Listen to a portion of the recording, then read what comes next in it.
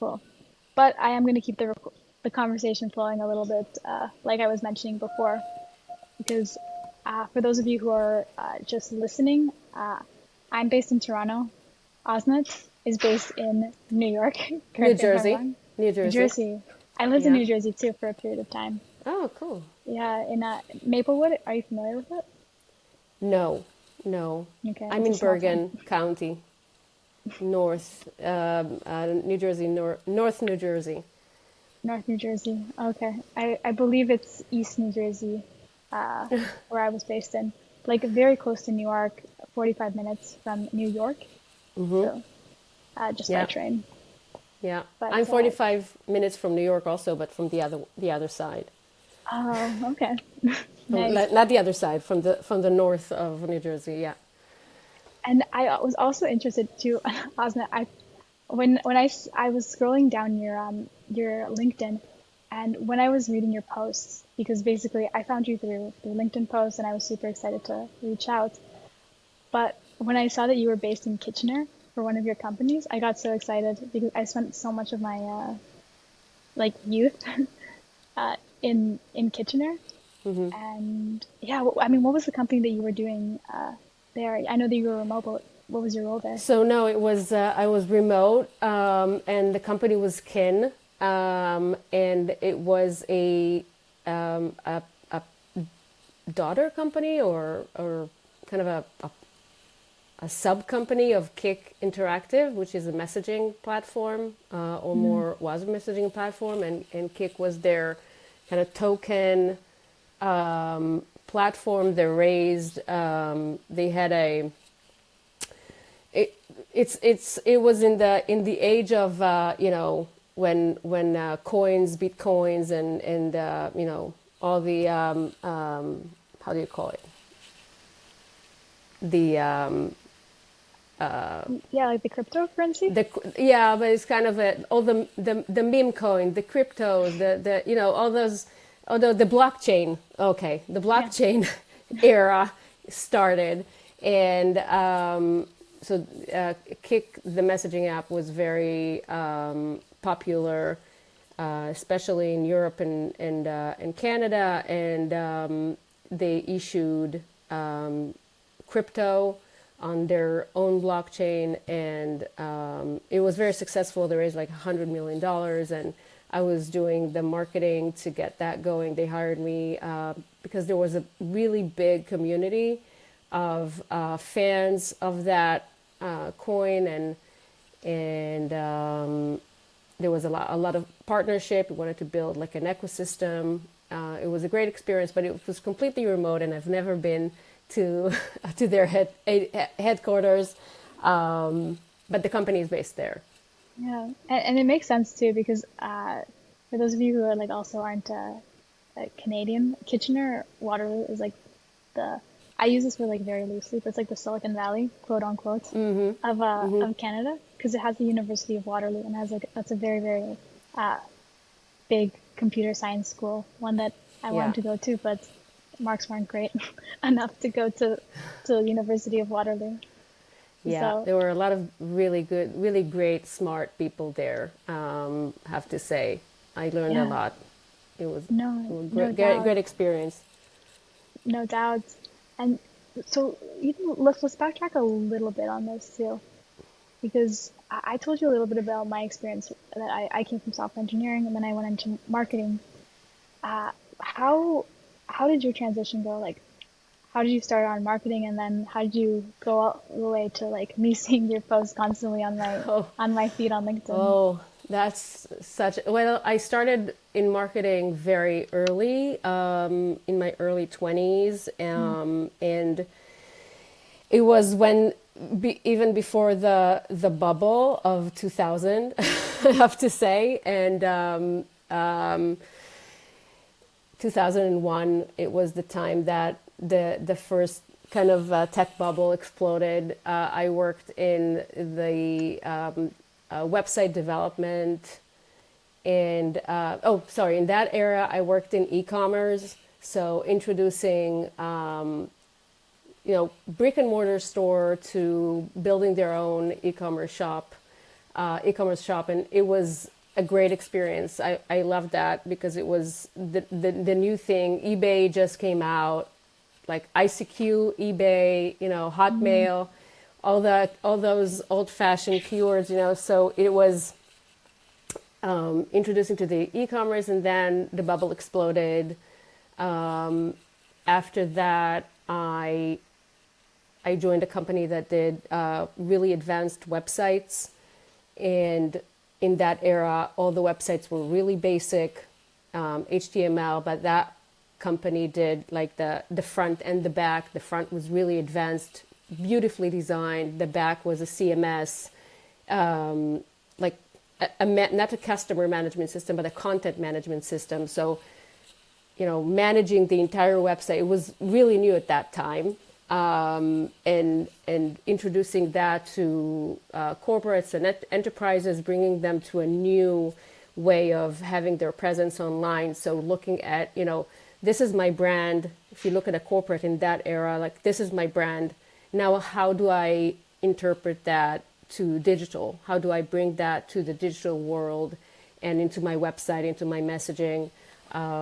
It was a really great experience. From that, after that, I went to work with a few companies on the customer side, because that was kind of the agency side, let's say, that built these websites.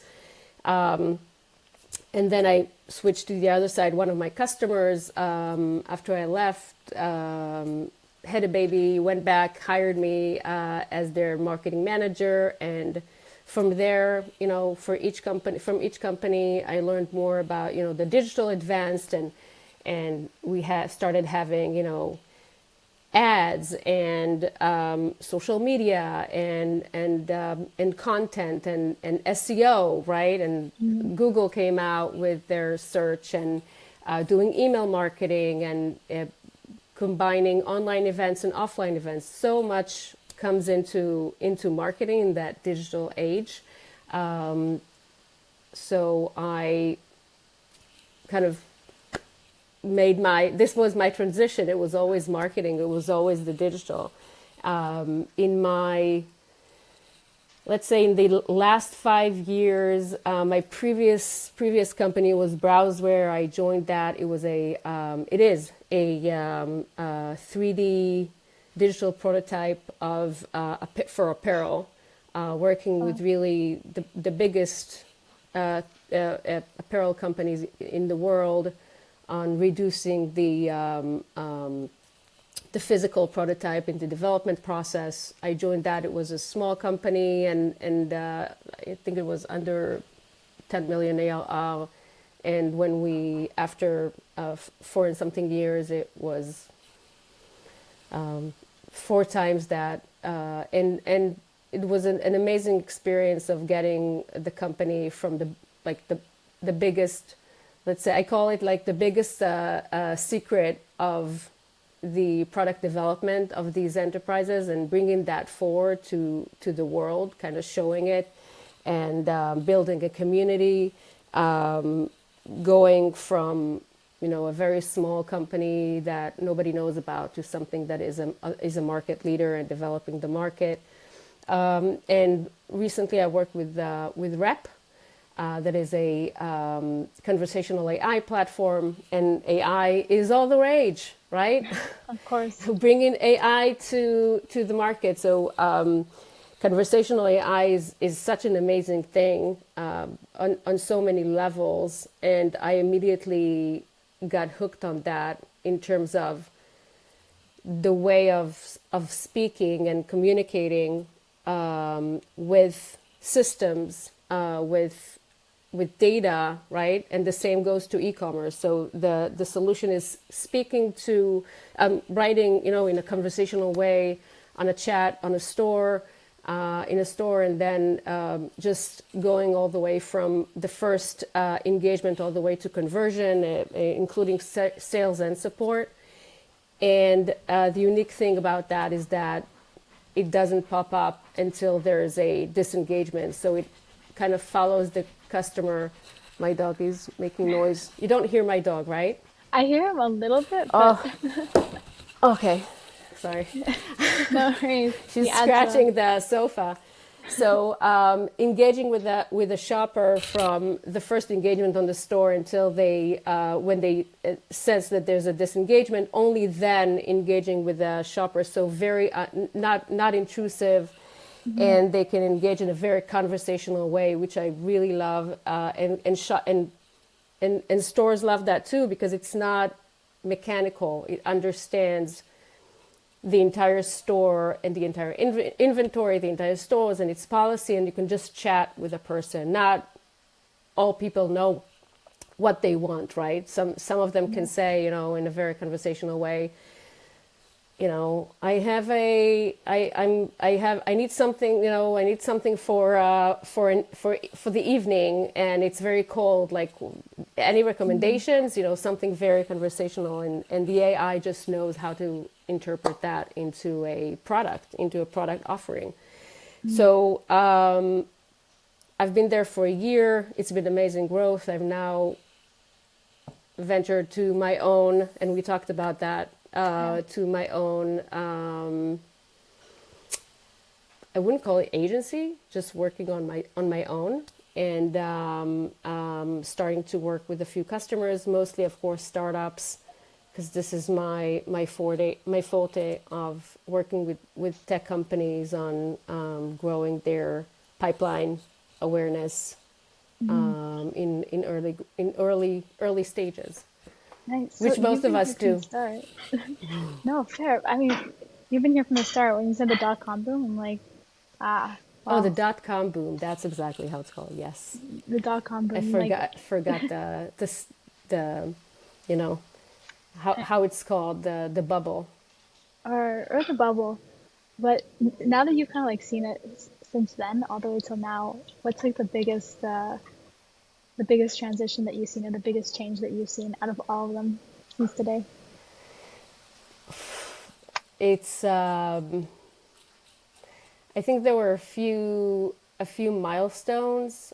Of course, the AI now is just like made everything. It's just changing everything, just flipping the entire story and the entire playbook. But the rules are kind of still the same. SEO, it was like email marketing was absolutely incredible. The fact that you can connect with the person directly in their mailbox. Before it wasn't happening before. It's when you think about that, like the before and after. How did you connect with the person before that? How? You didn't have SMS. You didn't have like. I was actually thinking of it like when you said it. I'm like, uh, I don't know. Yeah, Like, exactly. like You had billboards and you had newspapers, like you had calling, but how did you connect before that? You sent pamphlets, right? yeah, Yeah.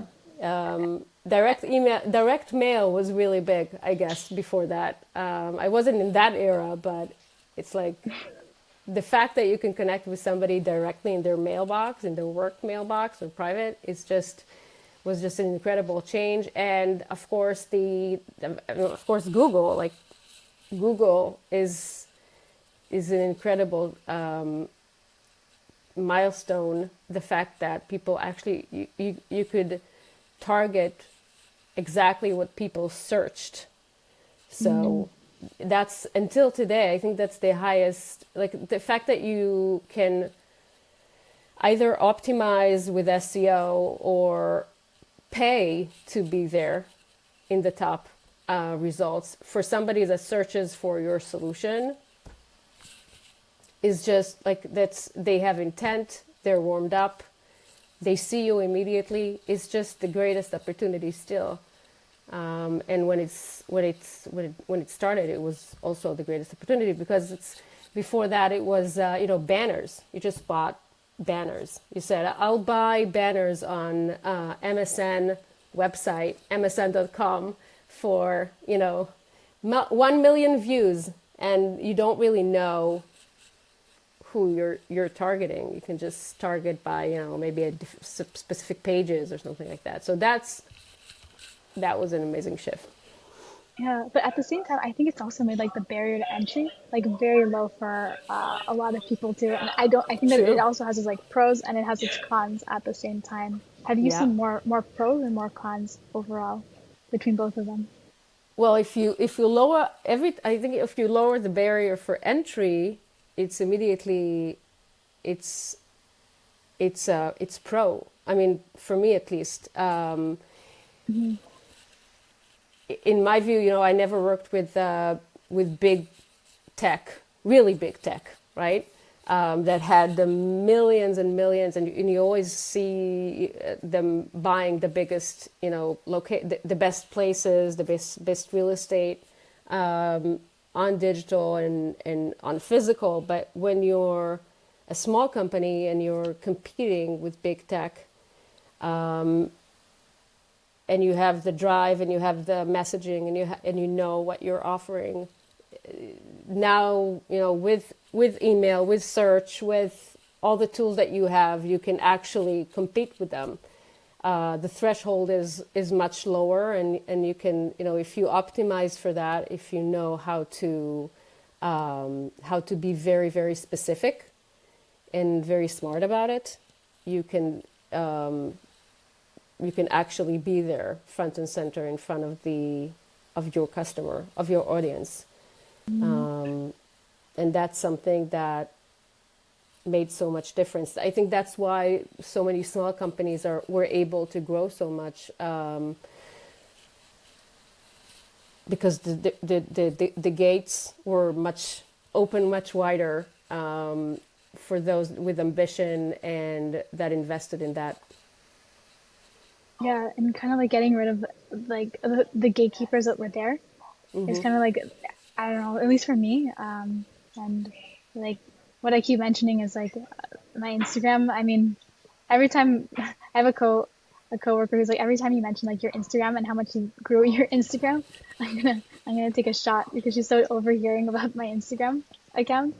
But at least like uh, growing the account, it's something that I would never have imagined like people to see and like so many eyeballs there. And I don't think that this would have happened if like I don't know how it was like maybe back in the day, but to get like so many eyeballs on like a certain person or a certain thing, there would probably be you would probably have to like maybe apply to like an agency, apply to like a billboard, apply for like Yeah. a TV commercial or something. But now it just looks like maybe like the public is voting on what they want to see, and maybe that's for the best as well in terms of marketing. That's So true. That's I true. also, and even with software too, since my background is in software development, I see it just as the technical aspect of like building a piece of software being just so low at the moment, and I'm like even wondering if that's the same transition that's happening with marketing. So now like the technical fields, they're all just like plateaued, and I have some ideas, but I wanted to hear your input first about this. Of like, what do you think now is going to be the biggest skill that's going to have to be used in the age of where AI is going to be dominating and leveling out the technical aspect? In terms of marketing or software, like, Um, this, for this one, let's just keep it in terms of marketing. What do you think? yeah. Well, first off, I would say for we're seeing it's much easier to produce a lot of the marketing that you need, right? Yeah. It's much easier to produce content, to produce, you know, emails, and to understand your customers, and to get the data, to get, to source contacts. Everything is so much easier, and there is a lot of automation systems out there that help you do that by yourself. So I heard a few days ago, I talked to somebody and said like they're just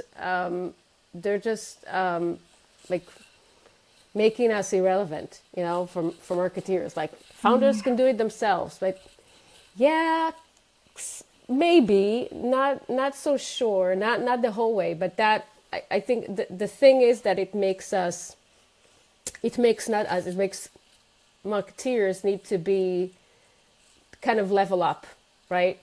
You need to level up in terms of your ideas, in terms of your how do you vet content, how you brief, how you the amount of demand gen that you put out there, the tools, the not the tools, the kind of processes that you put out there. If it took you X time, now you need to do it 4 times that quick, and so it's we kind of everyone needs to level up, and that's one of the things that marketers will have to do. And the thing is that we have things that are at our fingertips, but you have so many tools right now that you need to also know how to not have a software overload, Yeah. kind of, you always get so much FOMO. You always see these, I saw that on LinkedIn, like you see these maps of solutions, MarTech apps, For sure. AI apps, a mapping of that. And you're like, what is going on? Like everything is AI. So because the barrier is so low, so many individuals are coming out, so many startups of new martech solutions are coming out, and you as a marketeer need to kind of vet that, test that, see how it goes, like see if it works or it doesn't work. There's so many tools out there. You need to make sure that they all connect to each other if it helps you at all. I do try to experiment with a lot of solutions, but it's just so difficult to do. So I think it's our obligation to try as much as possible. Like it's a marketeer needs to be on top of AI. If you're not, it's just ridiculous. Like I saw in some group that somebody said, anyone using like a CMO asking anyone using AI agents for something, I'm looking for the use case. Like, where are you? Like, what?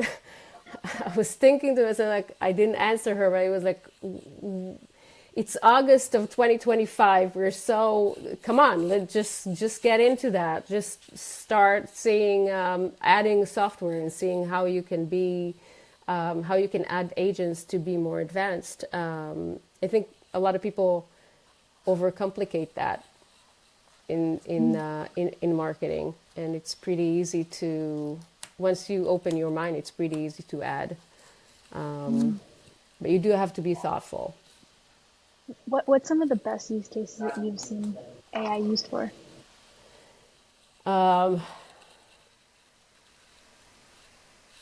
So wow, so many. So first off, it's for workflows. So I think we chatted about that a bit, but it's for Yeah.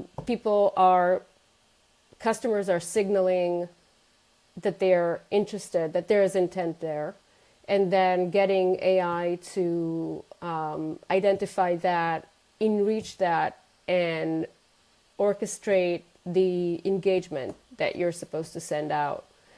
And sending that out and kind of starting that back and forth, I think that's such a great use case, because it's just it needs to be so customized, and you need to. There's so much noise out there. First of all, there's so much noise out there, and you many people there's so many signals, but you want signals just for your ICP. In B2B,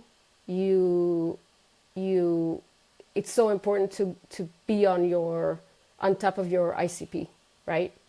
And not to send it to everyone and just make a lot of noise for the sales team, because basically the sales team is your customer, right? You need to get them a pipeline. That's the goal of a marketeer.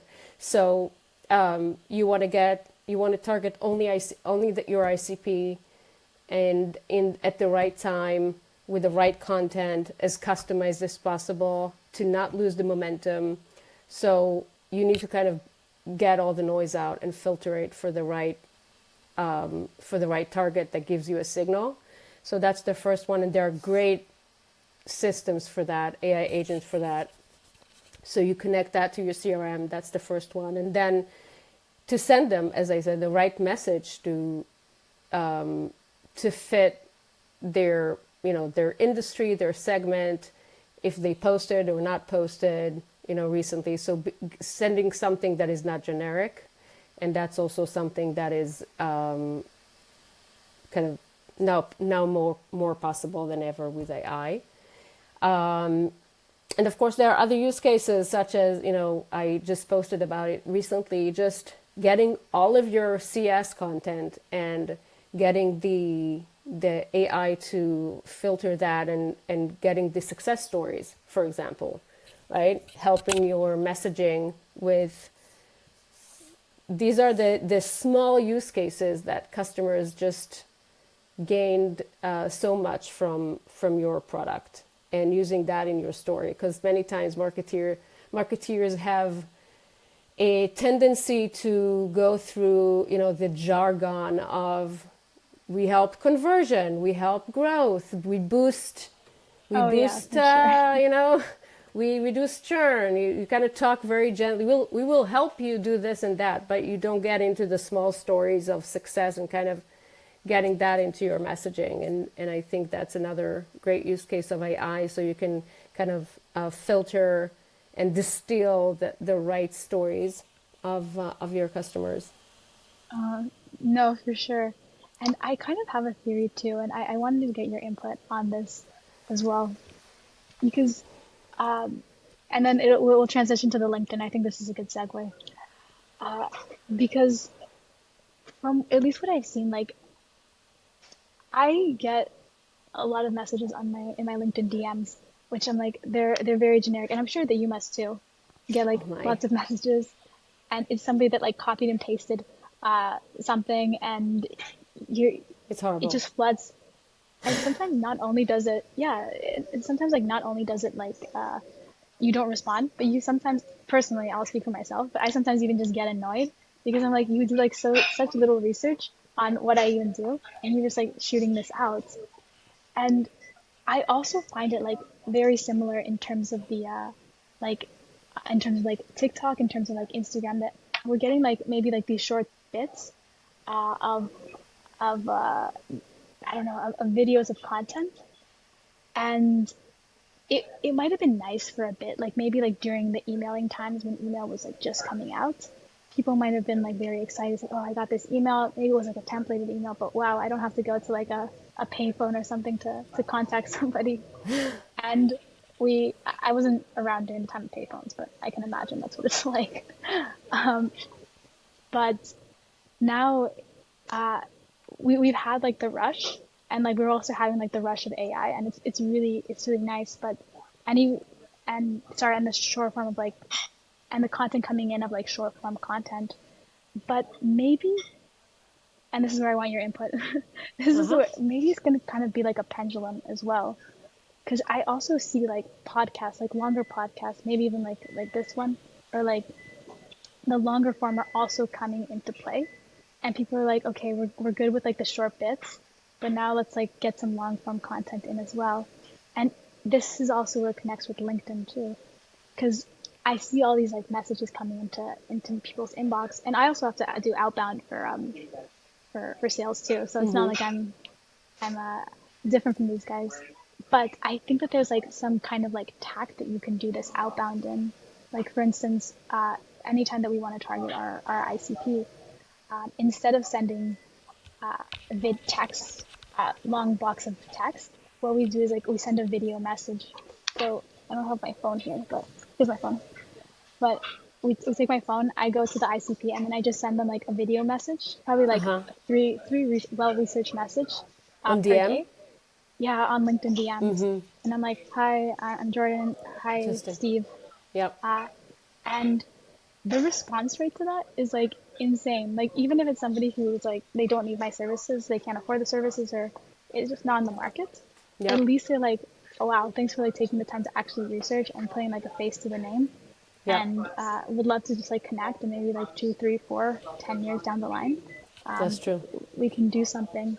So the long-winded question that I wanted to ask about this was, do you kind of see that also taking into place, the human aspect and the human connection coming back in the long term? Or do you think AI kind of still has a longer runway to go? Yeah, I mean the first off, the messages. I was just thinking about these messages that I get also on on LinkedIn. It's just absurd. It's Yeah. just, and I get them all the time. And recently, I started because I really want to get it. I'm investigating that because it's just a phenomena, in my view, that people are just sending generic, like they're connecting with you, and then they're saying hi, and they're like hi, and then they're pitching. Immediately, they're pitching, and we have a solution for the. And I sent to a few of them like, is that working for you? Like, no, I'm not interested. Yeah. Is that working for you? Like, I'm really eager to understand if if they get some good traction, because if they're sending 3,000 messages, generic messages on DM, and they're getting like 3%, 1% reply, right? That Yeah. says that, yeah, let's talk, and they get business from it. Cool, that's fine. But I wonder, like, who actually says, oh, that's great, let's talk, from these very, very generic messages. And same goes, by the way, to email.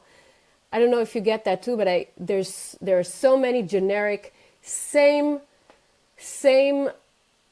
you know, kind of template, same email template, same Yeah. structure, same, like, that this is a mass email made by AI, presumably, but it's like, it's structured differently, and it's always a pitch, and I wonder, like, does that work? Because it's completely on they don't really think about me. They didn't do their research, right? Like, when they're pitching me.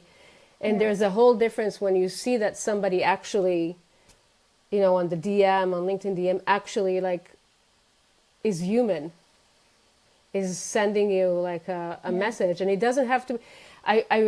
The first time I got, by the way, the voice message on LinkedIn when it Yeah. just launched, and I got a voice message on the DM from a seller, and I was so excited. I wrote a post about it. It was a few months ago. I was like, this, and I actually listened, and I replied to him because it was very cool. But as many things, if many sellers use it, it starts to be, you know, outdated, or you start to just get a fatigue, from it. So same goes to video, because now there are a lot of tools that will get you customized videos that are supposedly unique, but they're not. So that also, there's a very short lifespan for these solutions once they get AI'd, once they get hit by Yeah. AI, and then that's it. But the human aspect, if you're very, very human and very natural, then I think that breaks through the noise. And Yeah. but right now, video gets a lot of good traction. I think I didn't get that many messages with videos, but I'm afraid to say that, so I don't start getting so many of them. And they do uh, very well. Especially one thing, sorry, that I wanted to add was that uh, I love AI, at least for like the aspect of like finding somebody who's like you were saying before, when somebody's like in the buyer market and when they have a need that we can fulfill, and just using AI for that, and even Yeah, doing research as well to like pull articles that I would have never found exactly. from them. So I like it in that sense, and I think that that's great. It's just like you said, like I think that the issue starts to come about when I'm like, now I'm going to send like an AI version of myself to this person to interact. I think that might be Yeah. the issue at scale if you're doing that. Yeah. And that's why I was like so interested when you were posting on LinkedIn. Those are clearly not AI generated posts. No. Uh, and I wanted to get your input on that part too. That so why start posting on LinkedIn if we could start from there? Ooh. Why start posting on LinkedIn? Well, it depends on why it depends on your goal, on your, you know, if it's relevant for you in your career, in your growth. Some people it's not, they're happy where they is it completely. I know people that have never posted anything on LinkedIn. They don't even have a picture, right? Some of them have like a picture that somebody took of them in some trip from far away with sunglasses, and it's not relevant. They just read some posts and give a like every once in a while. But if you are in this ecosystem and you're looking to first off engage with others, grow your network, either if you're an employee or if you're working by yourself. But it's just a way, in the past, how did you increase your network? You went out there, right? You went to events, you went to meetups, you did a lot of, it was like a physical meeting, right? You tried to talk to a lot of people and met a lot of people, and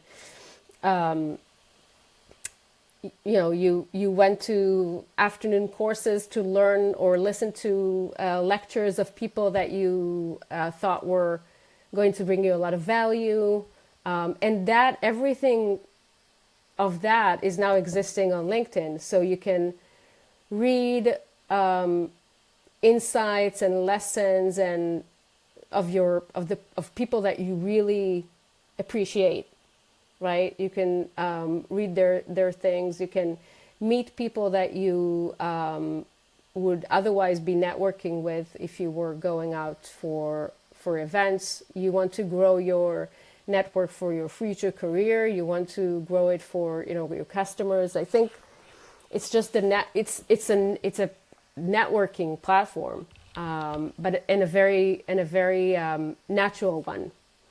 So posting your experiences, reading about others' experiences is just a very natural way of growing your presence in an ecosystem. And it really depends on where you want to go. For me, it's I've been posting. I don't have much following. I have to say, like, this is the LinkedIn algorithm is just, it's not my friend. It's definitely not my friend. I definitely have something to add to that, by the way, when you Yeah, give me your minutes, please, but please just do. keep No, do it now. What? so because I was under the exact same mentality, and I posted like 2 years ago was my first post, and I posted like then 4 times a year, like 2 years ago, and I was like, damn, I'm Four getting times a like, year? yeah, like 2 years ago, I Oh, started posting and I posted like nothing, and at that point, I I was like, I got 4,000 impressions, and I'm like, wow, that's so much. Like now, I think that that's so much, but you're not the only one that's experiencing that, because two things. One, yes, like there was a change in the algorithm, and there's always going to be a change in the algorithm every single time. So the it's reach has always gone down. changing. It's not just you, but I've experienced like very good things with LinkedIn as well, because my there's a lot of posts that I make that literally get like on a good day 300 impressions, and I'm like, ooh, that's amazing. But um, I think that sometimes it might be like looking at LinkedIn wrong if that's your main focus, and that was my main focus too. That's why I'm saying this, because What is your main focus? Yeah. LinkedIn gets incentivized to connect, like to connect people with one another. So it's not as big as, and to bring back my Instagram account again in the chat, but Instagram and TikTok, I feel like they get incentivized for virality. And I've noticed that because I've had like posts there do like a million impressions or a million views. And then here, like I said, 300. But I think LinkedIn is more the platform of connecting. And what I do now is because I even got a coach for LinkedIn because I'm like, I don't know how to crack this. I'm only getting such few views. So it's about constantly posting every single day. And I post every single day, but he's like, you don't need to post every single day. If you post like 3 or 4 times a week, you're gold. Yep. But I think that all of the magic is basically happening in the DMs, and you have to kind of play the long game True. for LinkedIn. Because one of the best like pieces of advice he told me is that if you want comments on your own post, comment. If you want views, look at other people's stuff, and if you want DMs, you have to DM. And I was like, what does that even mean? Like nobody's viewing my stuff. I thought I would get more inbound leads at this point.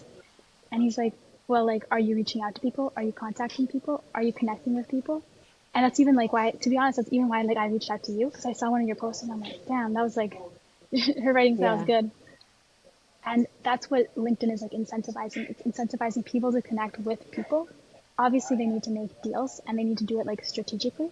And that's why I was like sending out video content. I do like four well researched videos per day, and I like go deep. I have like an Excel sheet, and then I create the video Wow. content, and I send four just straight up pitches to people uh, per day. And then on the other hand, I also just send like this is gonna be a stretch, but like let me unpack this. I send around like 30 to 50 DMs per day. But the reason I do this isn't just like a cold pitch or anything. It's even like a DM that I sent you today, like, hey, here's the link, chat.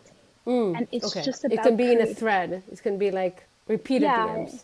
yeah, Yeah. it's definitely not like a cold pitch to like 50 Yeah. people. It's just like, and, or it's I saw your post. I think I commented on I sent you a message. I think it was on Sunday about your post. And I was on a run and I was waiting for Oh, a traffic light. And I saw your Instagram and I was like, sorry, your LinkedIn post and I was reading it and I was like, wow, that's interesting. And I just shot you a DM there. So oh, it's that's cool. it's the accumulation of like a network effect and it's not about like chasing virality. And I had to learn that the hard way because I've been doing it since January, just chasing virality. And I'm like, Jesus, it's not gonna work. And it's more Yeah. of like a long game connection. And the last thing I'll say, and then I want to pass it back to you Interesting. because I keep taking the mic from you, but it's that there's a reason also why the impressions are also on comments now. I don't know if you've seen them as well, Yep. You can see it but on your own comment. yeah, and the reason it's doing that is because it's incentivizing connections. Because sometimes even with I've had comments that have like gotten so much more traction than my posts yet, and it's trying to incentivize that more than anything else, and it's trying to incentivize connecting one person with another. So the only thing That's I would say true. about this is like if you chase virality on LinkedIn, you're missing the plot, and I've totally done that. So I'm like equally as guilty as doing that as anybody else. Yep. And the magic definitely happens in the DMs, in thoughtful DMs, and in conversing with a bunch of people. I Is the agree. advice I would give. I agree. So And I agree. And it's not about. I mean, first off, you can't chase virality. Like you after doing the LinkedIn game for a while, like you can't chase it. mm, It's about bringing content with value. Just continuing to bring it, and some are successful and some are not successful, and that's like you just need to keep going. You not just need to be on your always thinking on your thinking hat, and like oh, that could be a good piece of content, like that would be a good piece of content for LinkedIn, like writing it down and shipping it out. And I just told you, like I have so many sheets of documents I have this folder with lots and lots and lots of documents with like things, ideas of posts that I just like jump into them and just develop them and combine them. And you never know what is going to go viral or not going to go viral. But the thing is, like I don't have a lot of followers. But what I'm saying is that's fine because I do get the value that I want. I do get the great network, the connection with people, people that I would have never been able to connect with. And people connect with me, I connect with them. There's this guy, Matthew, do you know? He talks a lot about the DMs, and I learned a bit from him. And I never noticed my DMs. He's also a kind of a LinkedIn influencer, and he talks about the value of DMs. And when I realized that, I said, okay, so I need to start looking at the people that are connecting with me. If they're interesting, I would just connect. I would just send something, I just connected with a designer, and she connected with me, and I went in, looked at our portfolio, and I'm like, wow, that's a really good portfolio. And I'm sending her a DM. Thanks for connecting, and you have a killer portfolio. That's so cool, and great to connect. That's it. It was really short, and she got back to me like, thank you so much for looking at my portfolio. It wasn't for anything, like there wasn't any motive behind it. I'm not going to do business with her. She's not going to do business with me, but it was just, for connection. You never know where it's going to take you. And it's just connecting with people that are in other places. Just the whole world is opening of networking. And yeah, that's the value of the platform. Do you feel like you cracked it? Do you feel like you're now in a place that you understand it better?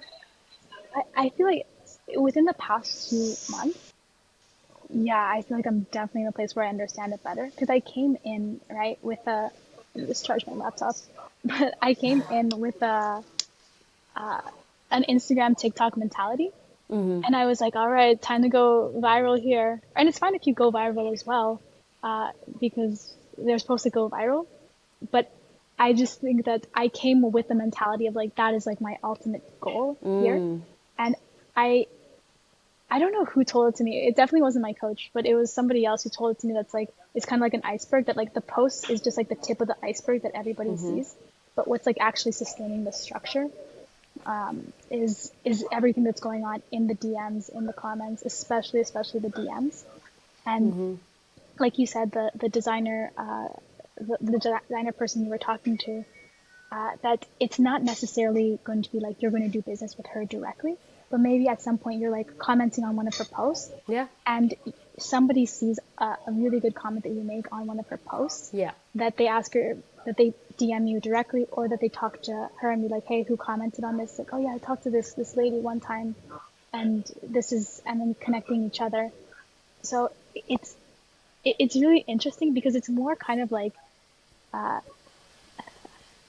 the best way to put it is like, it's more about thinking of like, let me just try and see how I can like benefit somebody else, and connect this person, and connect this person. And eventually, like, it comes back around, because even like with the video DMs, where I have to DM because I have to make money, right? And I have to pitch my services to keep the lights on, at least. It's, yeah, we still connected with people that we never ever did business with. We never have any intention this year, at least, of doing business with. But at least now they're in my network, and now I've connected other people with these other people, saying, you guys maybe are two designers, you can talk with each other, and so on. Oh, But yeah, and connecting other people. But what is the if on these videos, what is you assess is the conversion rate? Let's say for sending, you said like, I send four videos a day, right? yeah, On 5 days. How do you assess the conversion rate for a meeting and then a deal? I've been doing it like seriously now for just 2 weeks, and we've gotten already 3 demos from it. No Oh, conversions, to be honest, but okay. just demos. And the guy that I keep going to for like advice on this, maybe I should actually connect you two, to be honest. Speaking of which, Please. if he's he was telling me, and he can tell you better than I can. I hope I don't butcher his numbers up. But he was just telling me that his conversion rate was oh my God, I think I am gonna mess it up. His response rate was like 60%. His demo rate, he said, was like 10%, and then his conversion rate was like, let's say 5%. It's Yeah. roughly those numbers. But But yeah, you need to get high numbers of like, you need to test it for a longer period of time. Like, you need to have yeah, like longer. again, I was just 2 weeks, and he's been doing it since August of last year, and he was just like saying really good things about it.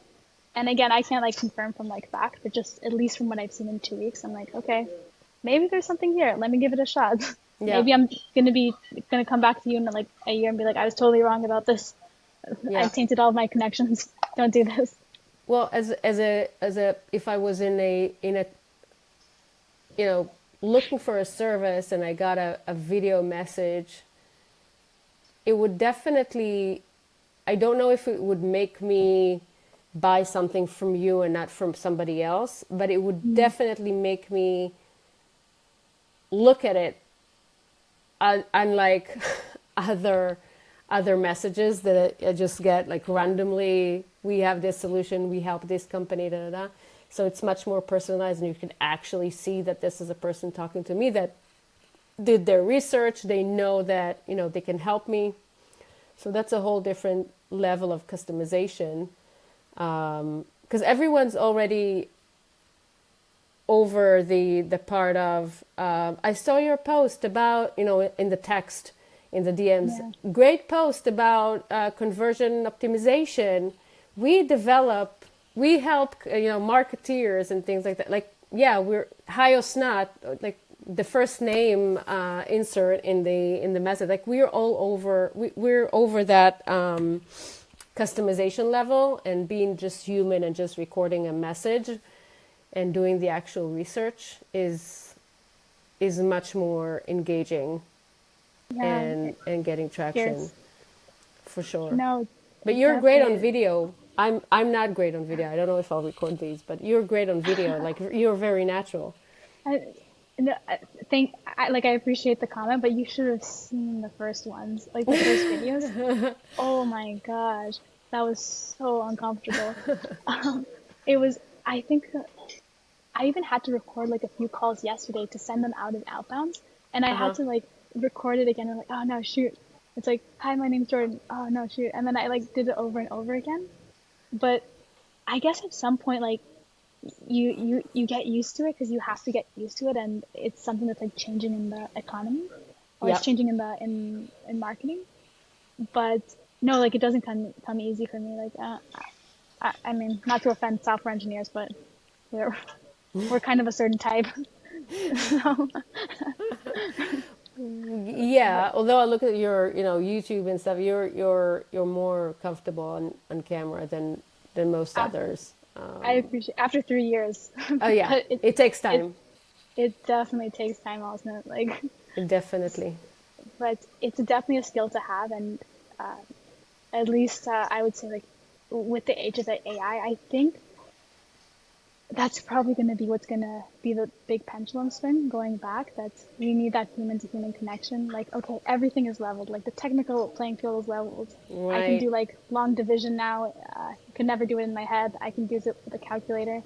So now I Yeah, think that the human aspect is going to be what's going to be elevated. that's And I'm true. not sure how much people might be catching on to that quite yet. So it might be early in the in the game with that. It's it's gaining more and more, adoption, but there are still so many that are. I wonder what are the numbers, but I'm sure there are so many that are not adopting AI as much as they should, especially in marketing and sales.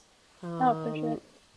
Yeah, even as you said, in research and just researching, like, what is the challenge of that specific company and that specific persona within that company, and immediately you're much smarter in the way that you'll engage with that person. If an SDR or an AE is not adopting that, it's just they have no competitive advantage.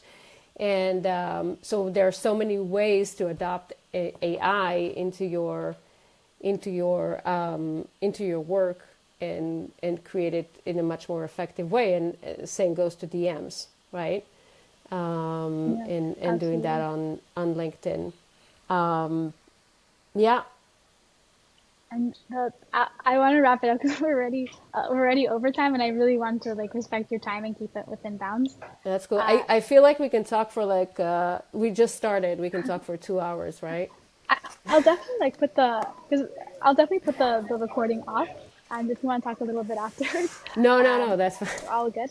But the last thing that I always ask like during all podcasts too is if you could give your 21-year-old self one piece of advice, what Wow, would it be? wow. Yeah, Not to go too deep too quickly, but yeah. What I would give to my um, I would say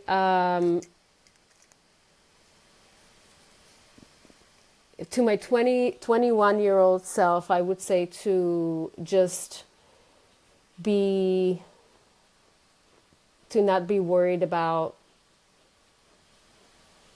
if something is, looks big or that you can't do something or can do something, just go for it and look for as many opportunities as possible. It honestly, if I was now in my 21-year-old self, I would say go to a corporate first and then do the rest of the journey, because you need that experience of knowing, like, okay, you did that method. You need to be for junior marketeers, let's say. I would usually give the advice of like, go first to somewhere where you can learn as part of the team, and then gain some structure and some methods, which is so important, I think, for the rest of your journey. And then if you want to be, either go by to build your own business or go to startups or smaller companies that scale really fast and so exciting, then you can bring that, learning to there. But early in your career, I would definitely go to be a part of the team that you can see as much as possible and learn as much as possible, and gain that understanding of abilities. Like, you can do so many things. And even when I interview, for jobs, young marketeers, I see a difference between those that started from being a member of a team and having that experience of learning how their boss, presented and what they're expected in terms of, deadlines and how other team members, they just learned, they observed so much. Unlike, just starting on your own, which is today, is very common that you're just, you leave the university and you just, yeah, I can do anything. And especially now I have AI and you can just jump into working in a two-person, team. I think it's better to start when you're very early. It's better to start in somewhere where there's structure, and then leave that world behind you and just venture into the world of tech and startups. yeah, That's what I would say. no, it definitely is pretty daunting to be honest. But I'll wrap it up. I'll do the closing, and thanks so much, Osnat. Thank I'll you. stop the live, and great It was having great you. talking to you. Thank you so much. Cheers.